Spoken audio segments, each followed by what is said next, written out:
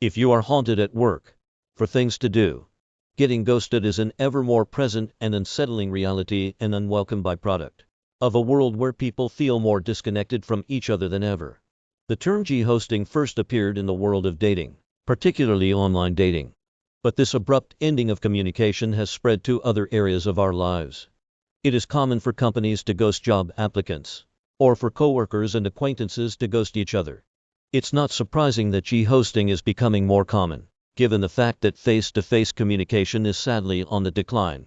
Yet, this way of communicating is troubling, particularly at a time when most of us crave understanding, empathy, and connection.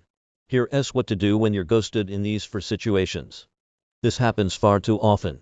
A recent study by Indeed reported that 77% of job seekers have been ghosted by a prospective employer in the past year. See 10% even after a verbal job offer was made. Only 27% of employers say they haven't ghosted a job seeker in the past year. I know a talented millennial who was seeking employment and was contacted by a recruiter and given a time slot for an interview. He was thrilled, and at the scheduled time, he dialed the recruiter up. Not only did she not answer, she never called him back. This practice is unfortunate, because now he'll never want to work for that company she represented. If this happens to you, you may justly feel anger, rejection, and disappointment. It feels bad when you apply and then hear nothing. If you get ghosted, follow up with a phone inquiry after a week. And if the employer doesn't respond, consider yourself lucky that you won't be joining that enterprise. They'd be just as problematic to you if you came aboard. Suppose a new acquaintance ghosts you. You've had a nice chat with them at a networking event, and your new acquaintance even ended the conversation by suggesting you stay in touch. So, you do just that, and hear nothing in return. You think, what did I do wrong? Maybe I made a bad impression. But don't question yourself. This person might simply have said let's stay in touch as a formality. That's no reflection of how the person feels about you. Or, if this is an executive you would like some assistance from, it's your responsibility to pursue him. If you really want this relationship to work, try contacting this acquaintance again via a different mode of communication. If you send in a mail, now try a text, or reach out to a mutual friend. If it's in your interest to persist, do so. Otherwise, let it go.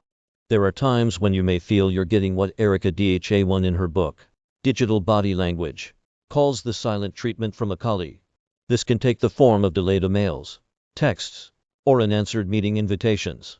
You may have expected a reply within a day or two, but it's been 2 weeks. This, according to Dha1, creates timing anxiety, which can last hours, days, weeks. You wonder, was the other person just busy? Did your email end up in a spam folder? Or is the person not returning your message on purpose? Dha1 advises that you begin by recognizing that instant messaging has created the expectation for immediate responses. So, don't jump to conclusions. Unless it's critical that you get a reply ASAP, remember that people may have a lot on their plates. If you follow up twice with no response, switch to a different medium. I would also suggest you be specific when asking for a response. Did you say you needed a reply in the next few days? Or did you leave the response time vague? If you don't indicate any urgency, your colleague may be justified in letting other things take priority. Close your email with a clear request. I would appreciate the answer by Friday, since I need to let our client know what we can do. We trust our friends to get back to us when we write or call. We invest a lot of emotional capital in our friendships. I was ghosted by a friend 10 years ago. She suddenly blocked me from her life.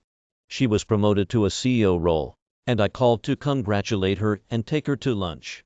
She wasn't available, and eventually the assistant called to say she was not interested in having lunch with me. I still to this day don't have the foggiest notion of why she ghosted me. If a friend ghosts you, do your best to sit down with them and talk through whatever the issue was. If they are unwilling to accept your call or meet with you, don't beat up on yourself. Move on. You deserve better.